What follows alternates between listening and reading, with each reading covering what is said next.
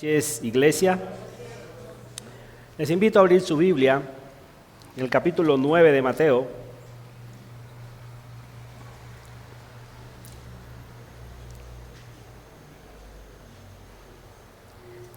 Capítulo 9, los versículos del 14 al 17.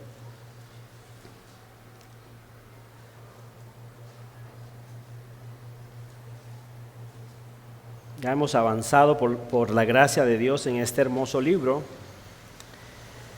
Y hoy llegamos a esta porción de la palabra del Señor bastante especial. Estamos todos allí, Mateo, número 9, capítulo 9, versículos del 14 al 17. Leemos la palabra del Señor. Ustedes me pueden seguir allí. Entonces vinieron a él los discípulos de Juan diciendo: ¿por qué nosotros y los fariseos ayunamos muchas veces y tus discípulos no ayunan? Jesús les dijo: ¿acaso pueden los que están de bodas tener luto entre tanto que el esposo está con ellos? Pero vendrán días cuando el esposo les será quitado y entonces ayunarán. Nadie pone remiendo de paño nuevo en vestido viejo, porque tal remiendo tira del vestido y se hace peor la rotura. Ni echan vino nuevo en odres viejos, de otra manera los odres se rompen y el vino se derrama y los odres se pierden. Pero echan el vino nuevo en odres nuevos y lo uno y lo otro se conservan juntamente. Acompáñenme por favor en otra breve oración. Padre, agradecidos estamos por tu misericordia, por este evangelio de la gracia que tu Hijo Jesucristo nos vino a traer. Ya había sido anunciado desde antes por los profetas, pero en Jesucristo se consumó en su venida, en su vida perfecta, en su muerte, su sepultura y su resurrección. Gracias, Padre, por haber enviado a tu Hijo un día a la faz de la tierra. Pero muchísimas más gracias porque lo enviaste a nuestras vidas de una manera muy singular, muy particular, muy única. Y es la única razón por la cual nosotros hoy podemos decir que somos ovejas de tu prado, somos miembros de tu familia, únicamente porque nos has alcanzado en Cristo Jesús, en ese glorioso evangelio que nos vino a dar. Gracias te damos, permítenos seguir creciendo, seguir alimentándonos de tu palabra, seguir practicando las disciplinas cristianas, y de esta manera mostrar que te amamos, que te adoramos y que eres indispensable para nosotros. Gracias te damos en Cristo Jesús. Amén. ¿Pueden sentarse, hermanos? Como les decía, hemos avanzado en el libro de Mateo.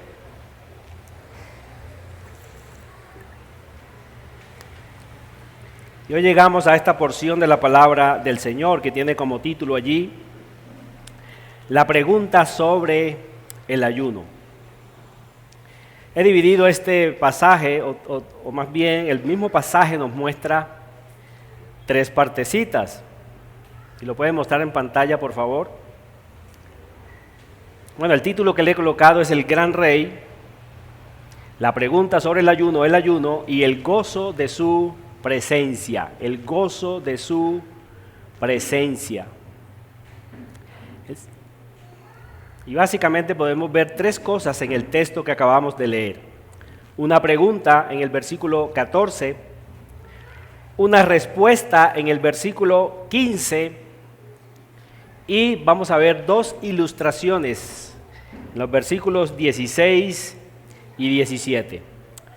Una pregunta que le hacen a nuestro rey, una respuesta que él da, aunque la da con otra pregunta, pero está respondiendo a esa pregunta que primariamente le han hecho. Y los versículos del 16 al 17 va a mostrar dos ilustraciones que básicamente nos llevan a entender que el Evangelio, que las buenas nuevas de gozo, no se pueden mezclar con ninguna tradición humana. El Evangelio, amados hermanos, hay que dejarlo totalmente solo. El Evangelio de la gracia está totalmente solo. La justificación por la fe hay que dejarla absolutamente sola. Cualquier cosa que uno le mezcle, cualquier tradición, cualquier invención humana que nosotros le querramos agregar al Evangelio, daña el Evangelio. En ese mismo contexto podemos decir que un poquito de levadura leuda también toda la masa. Y por las personas que están aquí o que nos están visitando nuevamente, es bueno recordar la sección de este libro de Mateo en la cual nos encontramos. Desde el capítulo 8 hemos iniciado, o el libro más bien inicia, una nueva sección, básicamente hasta el capítulo 10.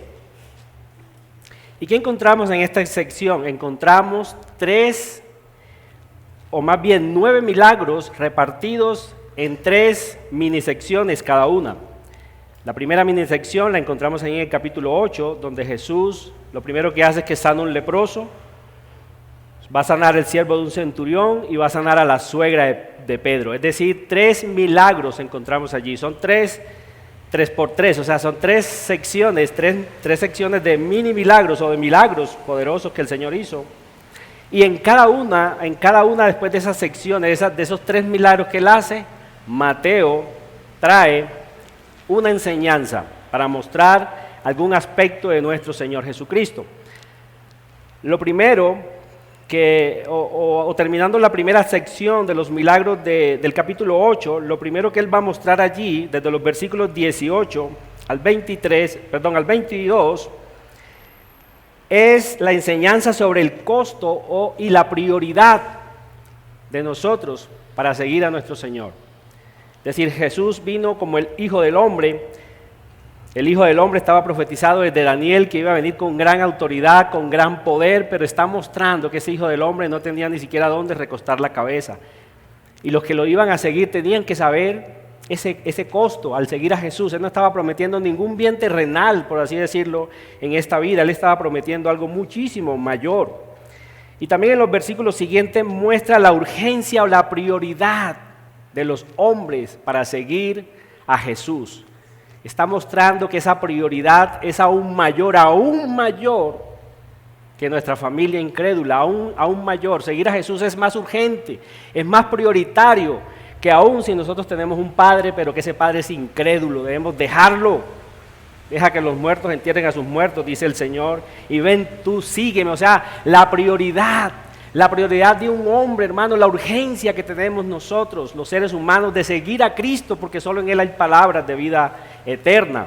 Eso es lo que Mateo está mostrando en esa primera enseñanza. Y seguimos después, o sigue el libro más bien, con otros 3 milagros, ¿cierto? Jesús calma la tempestad, los endemoniados gadarenos, por poco digo ganaderos, no son ganaderos, son gadarenos, una región. Y viene sobre el otro milagro, es que Jesús sana a un paralítico. Y inmediatamente después de este milagro, entonces Mateo trata, o más bien muestra la enseñanza, o muestra él mismo está mostrando acerca de su llamamiento.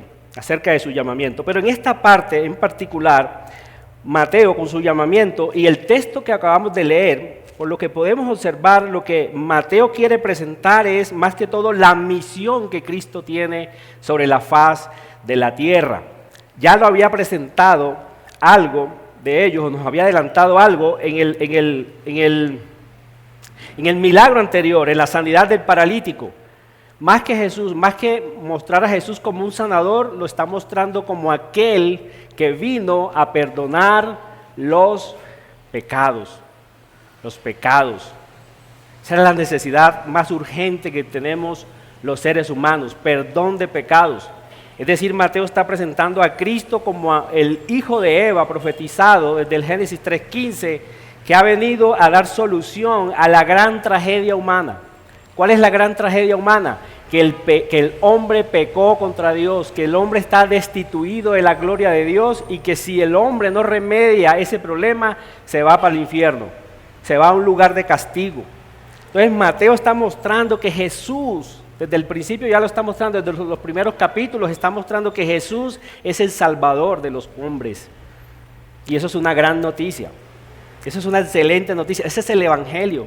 El Evangelio es una buena noticia de que Cristo vino a salvar a los pecadores.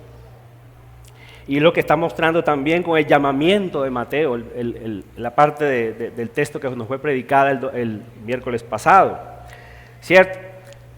Pero, ¿qué también notamos que Mateo está presentando aquí? Que en la medida de que Jesús se está acercando a la predicación del Evangelio, a su misión particular que Él vino a rescatar a los hombres, y en la medida de que Cristo está diciendo a los hombres que Él es el único que puede perdonar pecados, que Él es el que vino a solucionar ese gran problema en el ser humano, Mateo también quiere mostrar la hostilidad que va a encontrar Jesús en ese ministerio, en esa misión.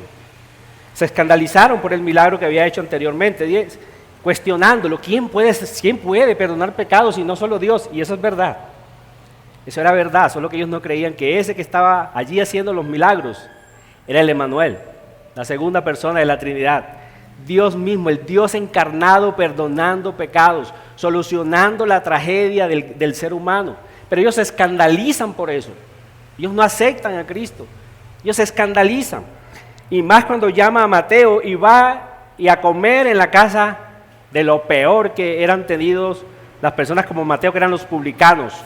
Eran tenidos como traidores. Un publicano era un judío, pero que estaba al servicio de los romanos para cobrarle impuestos a los mismos judíos. Entonces era considerado como un traidor. Lo peor de los pecadores eran los publicanos. Pero ¿qué encontramos aquí? A Jesús comiendo y festejando en la casa de un hombre como ese, y no solamente con él, sino con otros más. Dice que se juntaron, el versículo 10 dice que aconteció que estando él sentado a la mesa en la casa, he aquí que muchos publicanos y pecadores, o sea, muchos vinieron donde estaba Cristo Jesús. Y ahí donde Jesús, entonces se escandalizan ellos, pero Jesús les aclara más la misión que él trae. Él dice, yo no he venido en el versículo 12 dice que los sanos no tienen necesidad de médico. Ese sano allí es una ironía, ninguno es sano, ninguno es justo. Él va a decir también que no ha venido a buscar a justos, sino a pecadores. ¿Por qué no vino a buscar a justos?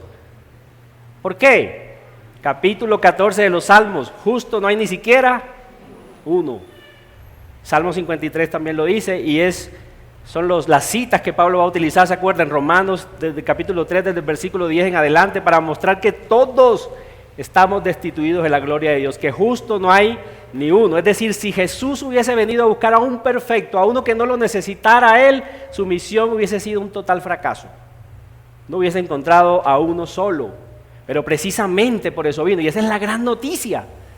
Vino a salvar a los pecadores, aquellos que no teníamos oportunidad por sí mismos de acercarnos a Dios, que la distancia entre Dios y nosotros es tan grande que por más esfuerzo humano que hagamos, nunca lo podremos alcanzar.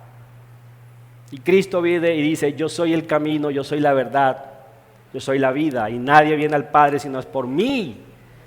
Pero eso, en vez de los hombres aceptarlo, lo que hace es que se escandalizan. Entonces el capítulo comienza con un cuestionamiento acerca de quién es Cristo, ¿cierto? El versículo 11 lo cuestionan. Viene un cuestionamiento acerca de él. ¿Por qué come vuestro maestro con los publicanos y pecadores? Es decir, si él es el Cristo, si él es el enviado, el Mesías, ¿por qué se acerca entonces a los pecadores? Desconociendo con esto totalmente la misión de nuestro Señor y Rey Jesucristo. ¿Y qué tenemos en el versículo 14 acerca de la pregunta del ayuno, donde leímos ahorita? Otra pregunta que también cuestiona, aunque no directamente a Cristo, está cuestionando directamente a sus discípulos. Pero también lo que hay detrás de esta pregunta es un cuestionamiento acerca de Cristo. Y miren cómo comienza. Entonces vinieron a él los discípulos de Juan, aclarando que los discípulos de Juan no eran tan hostiles contra Jesús, ni van a ser tan hostiles con él como los escribas y fariseos. pero parece ser que se han dejado aquí engañar por los hombres. Es decir, si ustedes leen la historia, o si leemos la historia, ¿cierto?, en Juan, y acerca de Juan el Bautista, él claramente le dice a sus discípulos, yo no soy el esposo. Él dice, he aquí el Cordero de Dios. ¿Se acuerdan cuando Jesús viene a ser bautizado por él? Él es el que quita el pecado del mundo, síganlo a él, sigan su enseñanza. Pero parece ser que los discípulos de Juan está encarcelado en este momento y parece que ellos no entendieron muy bien eso y se dejaron influenciar más bien por los escribas y fariseos.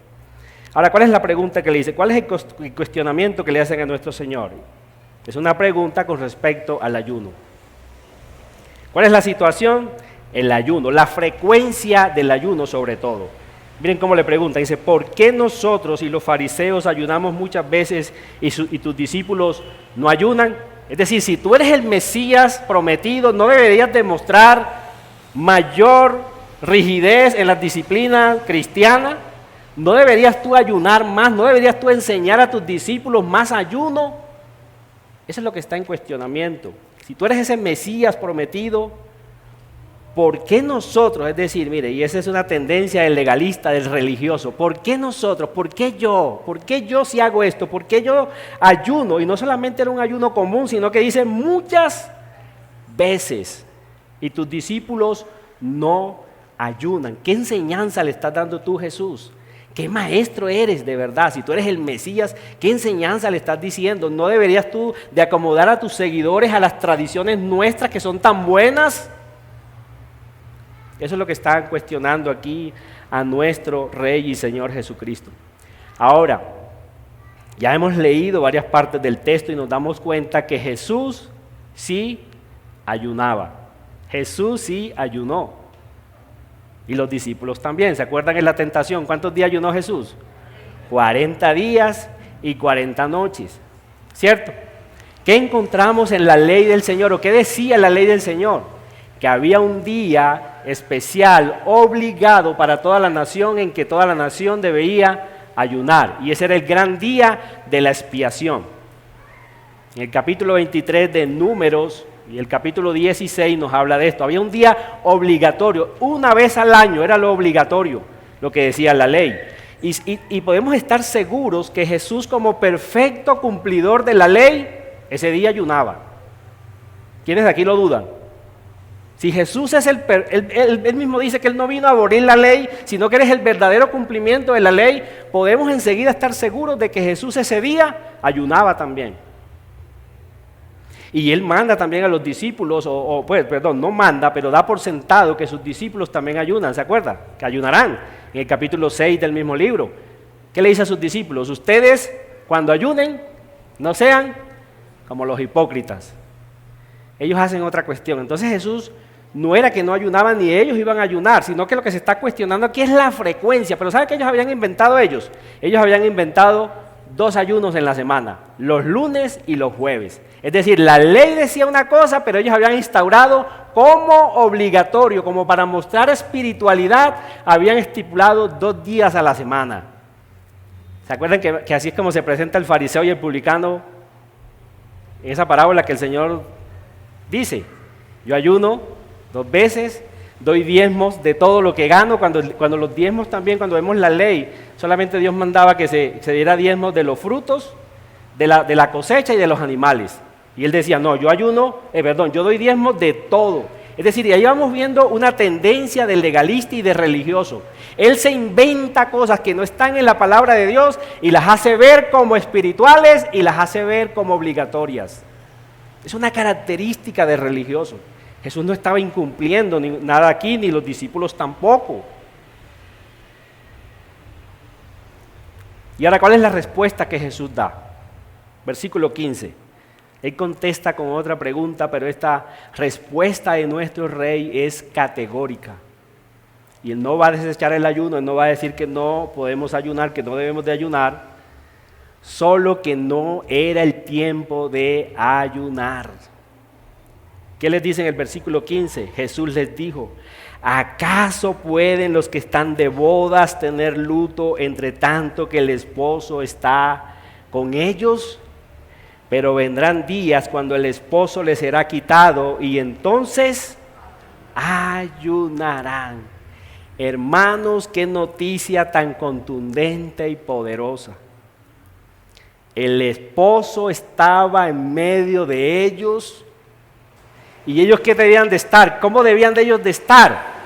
Contentos, gozosos, felices. Jesús pone aquí el ejemplo de una boda judía. Una boda judía no demoraba menos de 7 días. La gente de fiesta, alegrándose con el novio, comiendo y bebiendo gozosos. Y él se está presentando como ese esposo. El esposo llegó. El esposo está en medio de ustedes. Los discípulos son mi esposa. La iglesia es mi esposa. Yo estoy en medio de ustedes. Imagínense ustedes lo paradójico que sería, o lo contradictorio, si programamos una boda aquí. ¿Se va a casar la hermana? No, bueno, no va a dar ningún nombre. Con el hermano tal. Y todos, vamos toda la iglesia a invitar a la boda. Vamos todos a la boda, qué contentos, vamos. Hermanos, ¿ustedes qué esperan cuando van a una boda? Bueno, llevamos el regalo, ¿cierto? Debemos llevar el regalo para ellos, ¿cierto? Pero ¿qué esperamos en una boda? Hermanos, mínimo torta y un poquito de vino, ¿sí o no? A comer, vamos a disfrutar, ¿sí o no? Pero ¿qué tal que el pastor Ernesto? Hermano, es que yo soy muy espiritual, los invité a esta boda, pero he declarado ayuno de hoy en adelante, de aquí en adelante. Nos iríamos todos hacia atrás. No es tiempo en una boda de declarar un ayuno. Ese es el punto y eso es lo que el Señor está diciendo. Él no está demeritando el ayuno, sino que no es tiempo de hacerlo. No es tiempo de hacerlo. Yo soy el esposo, ustedes tienen que estar, mis discípulos tienen que entender que yo les vine a dar vida y vida en abundancia. Yo vine a dar un gozo eterno en sus corazones. Ustedes tienen que estar de fiesta, no es momento para estar ahora de luto, porque esa era la connotación que tenía el ayuno, hermanos, en el Antiguo Testamento. ¿Ustedes se acuerdan por qué David ayunó cuando ayunó? Una de las veces que ayunó fue cuando se acuerdan, cuando tuvo un hijo con Betsabé, el primer hijo con Betsabé. Y Dios les dice, ese hijo morirá. ¿Qué hace David? Ayuna. ¿Qué hace Daniel cuando estaba cautivo en Babilonia y él se da cuenta que es por el pecado de la nación que ellos están en esa condición? ¿Qué hace Daniel en el capítulo 9 de allí su mismo libro? Él registra que se viste de cilicio, que era una especie de chaqueta, por así decirlo, áspera, y declaró ayuno. Salmo 35, en el versículo 3 también dice, 13. No sé si esa cita sí la tenemos allí, creo que sí la mandamos, ¿cierto? Salmo 35, 13, la idea es que el salmista aquí afligió su alma en ayuno, en cilicio. Es decir, eso estaba expresando un profundo dolor. Y hay que recalcar algo, hermanos, que estos hombres de Dios que ayunaron en la Biblia, ellos no afligían su alma, como lo dice allí, afligí mi alma con ayuno, mi alma en mi oración se volvía a mi seno, o sea, mostrando dolor, mostrando estrés en esa situación de pecado en la que estaba el salmista, o por la nación. Hay que entender que ellos no entraban en esta condición para torcerle el brazo a Dios, es decir, que el ayuno nunca ha tenido la connotación de que yo estoy en un problema, entonces yo me meto en ayuno y entonces yo fuerzo a Dios, como que le torzo el brazo para que Él me conceda lo que yo quiero, lo que yo necesito. Esa no es la idea del ayuno ni en el Antiguo ni en el Nuevo Testamento. La idea del ayuno es que yo tengo una necesidad tan apremiante, tan urgente, que eso me quita el apetito. Eso me quita el apetito. Dígame usted, David, por ejemplo, que Dios le dijo, te voy a matar a tu hijo. Legalmente, ¿quién va a tener hambre que le vayan a matar a su hijo? Usted le daría hambre, usted estaría tranquilito, Dios me va a matar a mi hijo, pero... O sea, y la idea también es de que esa persona se iba en ayuno porque mostraba la urgencia que tenía, la necesidad de él era tan grande, que él decía, mi urgencia es más grande que comer, que es algo lícito. Es algo totalmente lícito, el ayuno debe tener esa connotación para nosotros, algo lícito, pero yo tengo una urgencia más grande, por ejemplo, de encontrarme con mi Dios. Yo quiero encontrarme con mi Dios, puedo declarar un ayuno sin imponérselo a otro,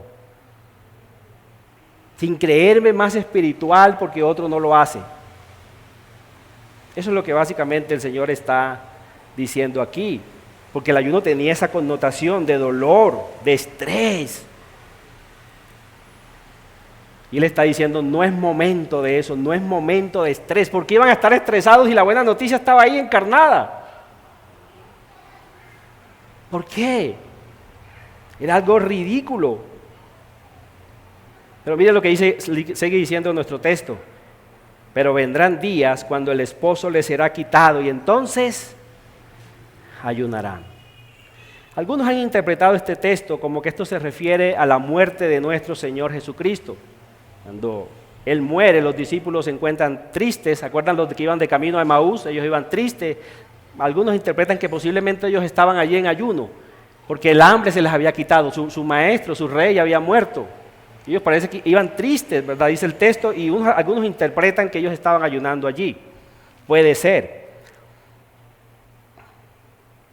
Pero también se puede referir, hermanos, y viendo la connotación que tiene el ayuno desde el Antiguo Testamento y por lo que les decía, a la nostalgia nuestra hoy día, a eso se está refiriendo el Señor, a la nostalgia nuestra hoy día, que es tan grande mi deseo de estar con mi Cristo, mi deseo de verlo, mi deseo de que Él venga, mi deseo de encuentro con Él.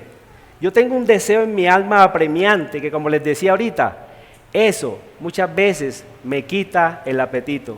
Y yo puedo decir, voy a declarar este día de ayuno.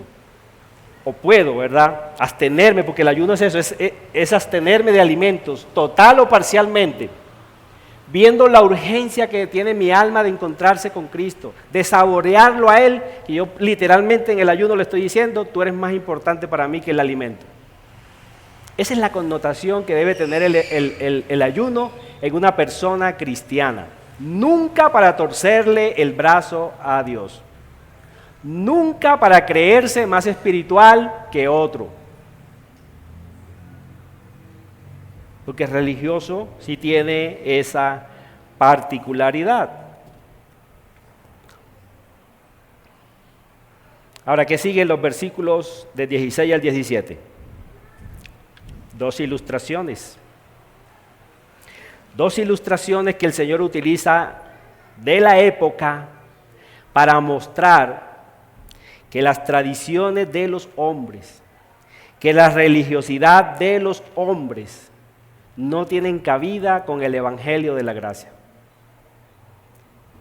Y la primera ilustración, haciendo Jesús uso de la época en que estaban, de las telas que existían en la época de Cristo, dice el versículo 16, que nadie pone remiendo de paño nuevo en vestido viejo, porque tal remiendo tira del vestido y se hace peor la rotura. ¿Qué se creen que se utilizaba en los tiempos de Jesús para telas? Básicamente se utilizaba una lana especial. Pero esa lana, cuando estaba nueva, tenía cierta particularidad, cierta elasticidad. Pero cuando se lavaba, se encogía. Se encogía. Después de lavada, se encoge. Todavía pasa con los vestidos de ahora, ¿cierto? Usted se lo mide allá y le queda bien, después lo lava y este trapo como que me quedó muy apretado.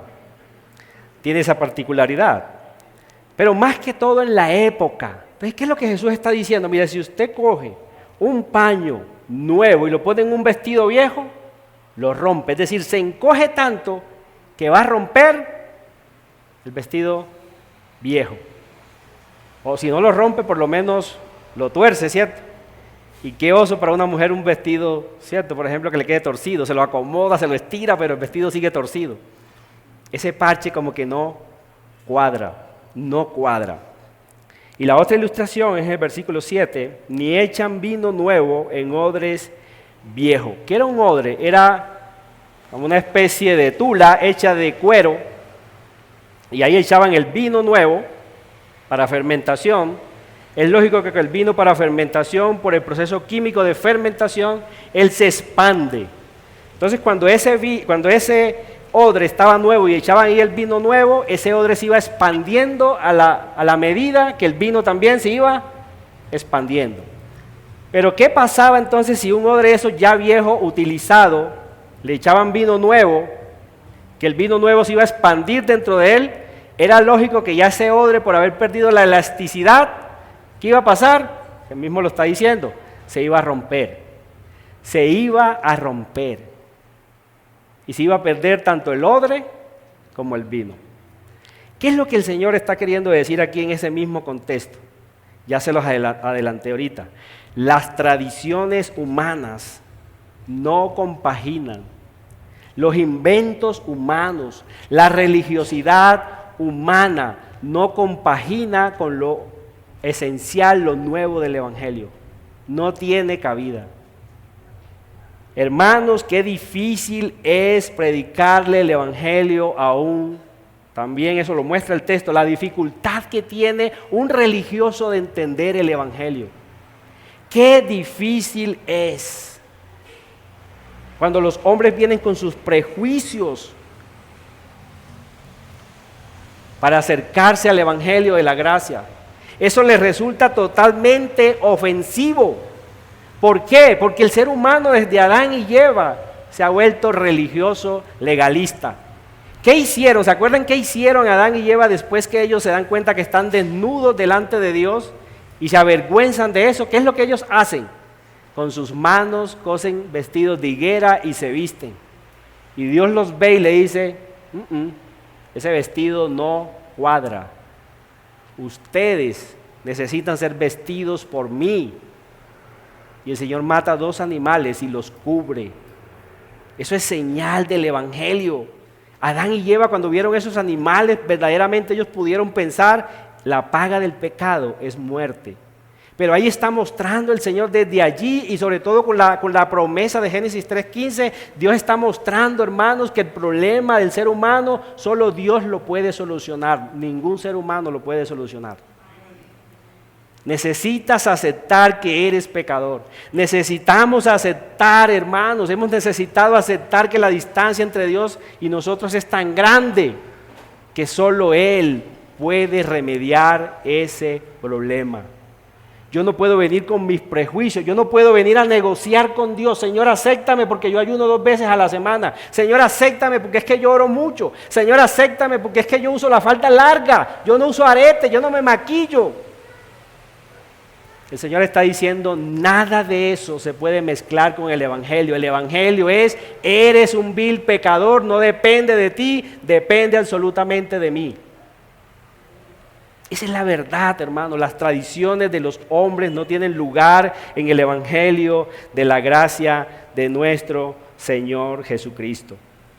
Los que realizan actos religiosos para creerse moralmente buenos son los más difíciles de aceptar, como ya se los dije ahorita. El Evangelio es demasiado ofensivo. El Evangelio muestra que no tenemos la justicia o la perfección que Dios demanda de nosotros. No se puede mezclar, hermano, la religiosidad con el Evangelio.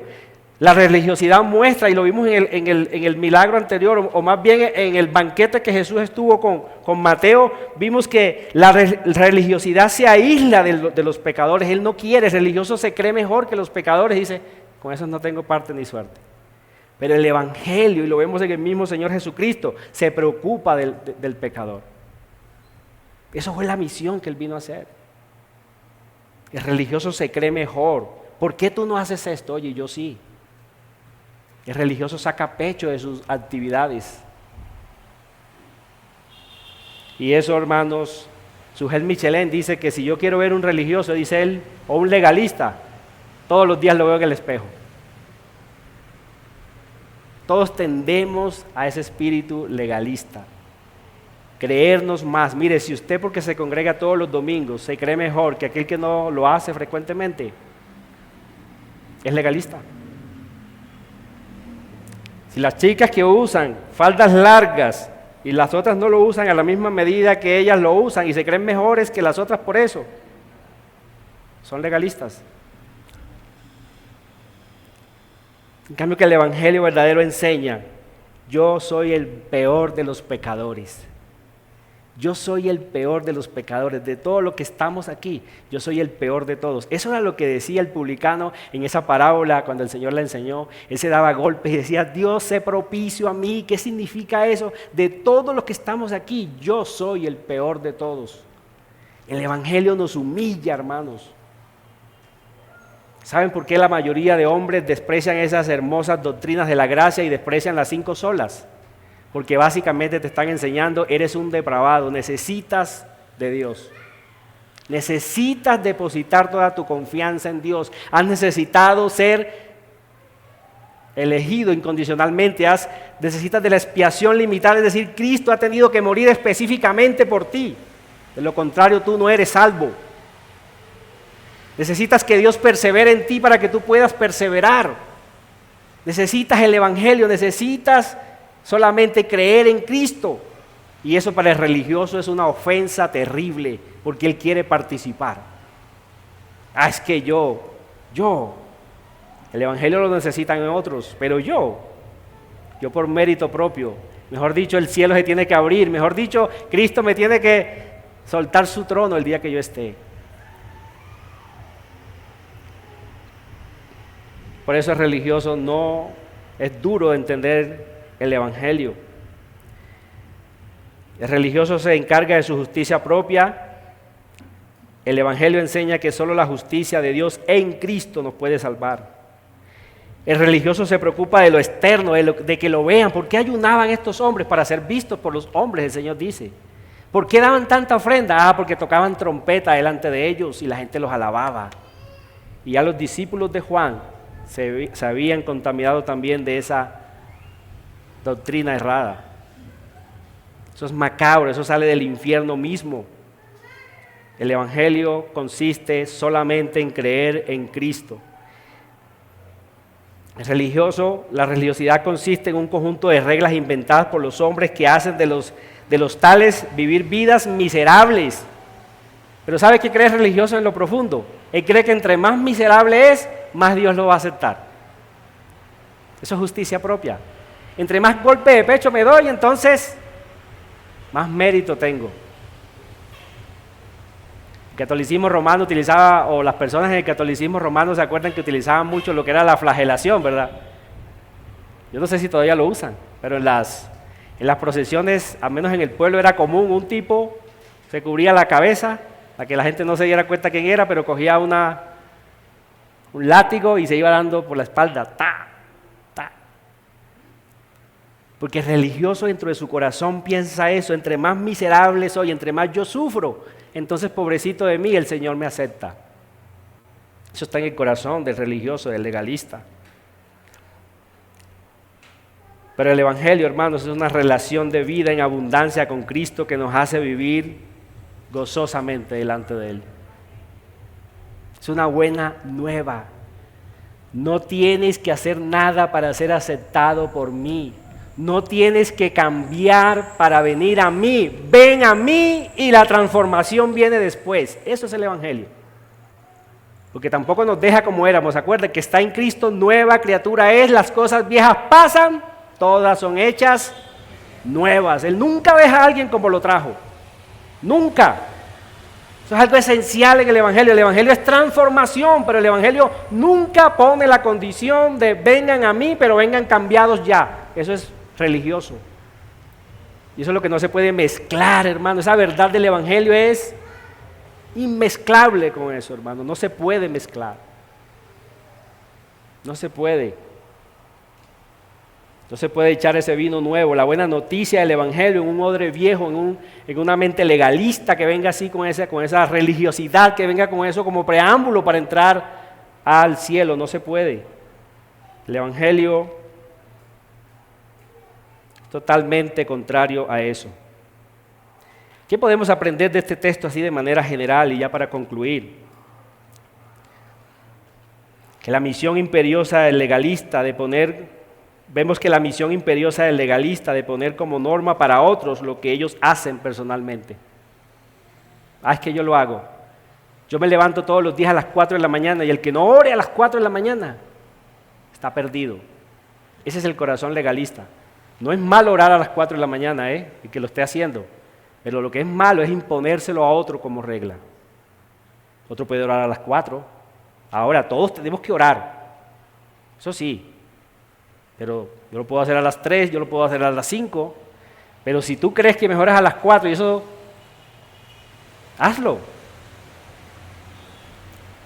Pero también muestra este texto, hermano, el tipo de relación de Jesús con su pueblo. Jesús es nuestro esposo. ¿Quién de los casados aquí no cuida a su esposa? ¿Quién de los casados aquí no ama a su esposa? La amamos, siendo pecadores. Ahora imagínense Cristo.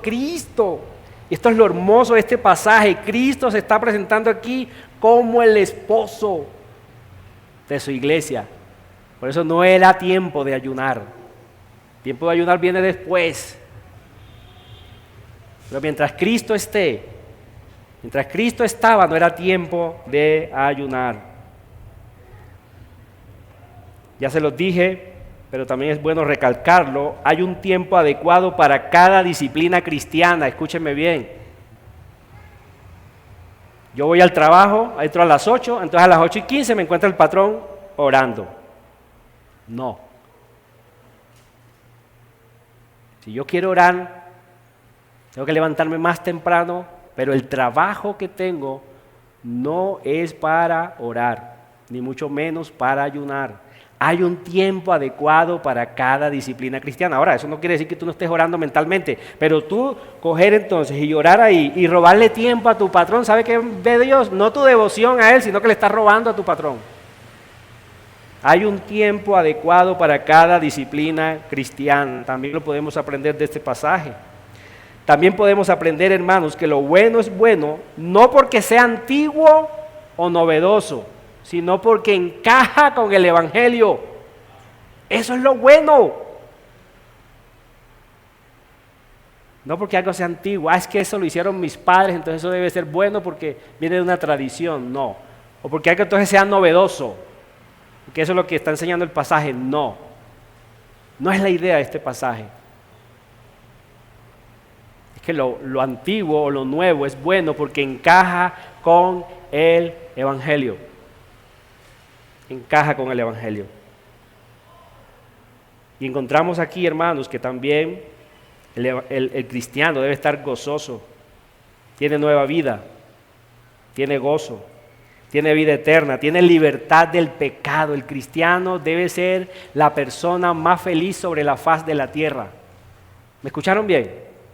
El cristiano debe ser la persona más feliz sobre la faz de la tierra. Él tiene una esperanza que nadie le puede quitar. Él ha recibido gozo, vida y vida en abundancia.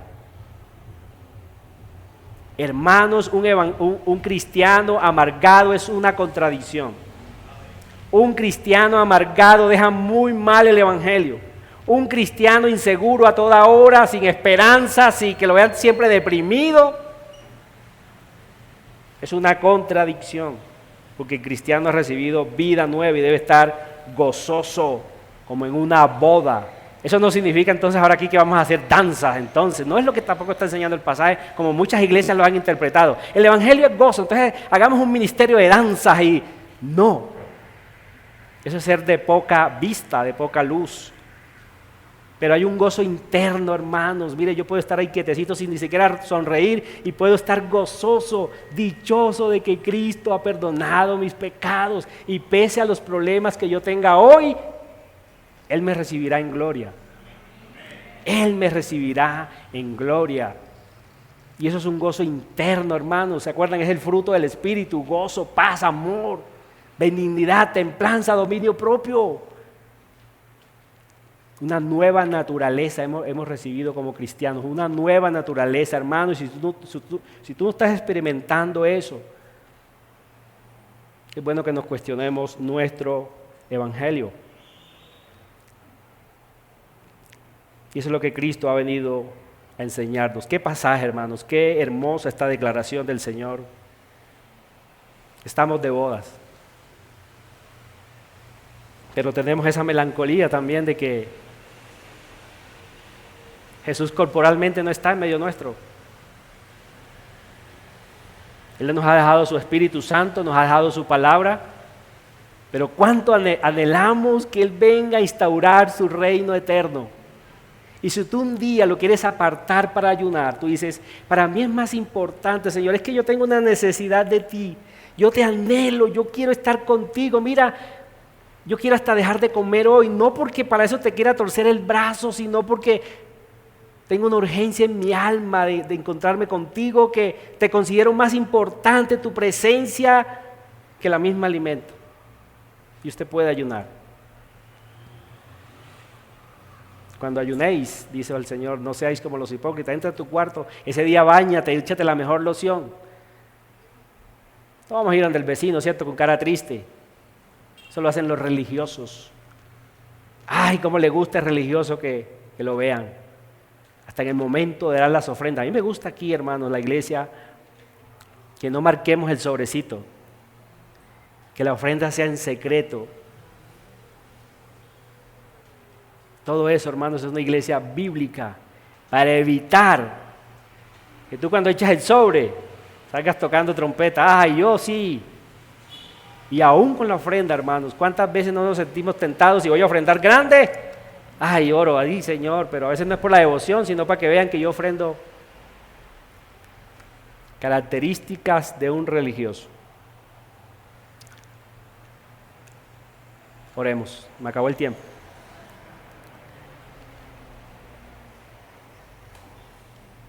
Padre, gracias por tu palabra poderosa.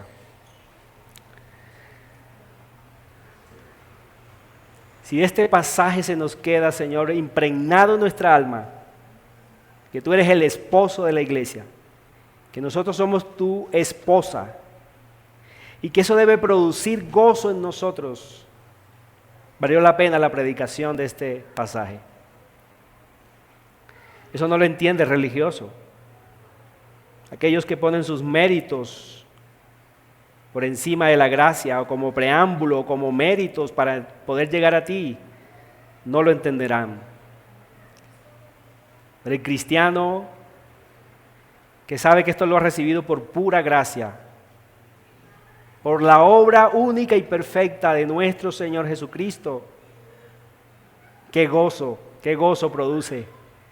Señor, gracias porque la salvación no depende de mí. Si dependiera de mí, estaría perdido. Y eso produce gozo en nosotros, Dios. Gracias que depende de ti, gracias que depende de tus promesas. Gracias porque depende de tu palabra, que tú dijiste cielo y tierra pasará, pero mis palabras no pasarán. No confiamos en nosotros, tenemos cuidado antes de nosotros mismos. Y el que esté firme, mire que no caiga, dice tu palabra. Y ayúdanos a confiar únicamente en ti, en tu misión. Viniste a salvar a los pecadores. Ayúdanos a confiar y abandonar toda justicia propia. Perdónanos por las veces que nos hemos creído más santos que otros, porque practicamos una disciplina más frecuente que otros. Perdónanos. Muestra que nos hemos olvidado de que hemos sido salvados es por pura gracia. Y ayúdanos, sí, a ejercitar, a poner en práctica las disciplinas cristianas, pero como agradecimiento por lo que ya tú has hecho en nosotros, por la salvación tan grande que tú nos has dado. Líbranos pues del mal, Dios, te lo rogamos. En Cristo Jesús oramos. Amén.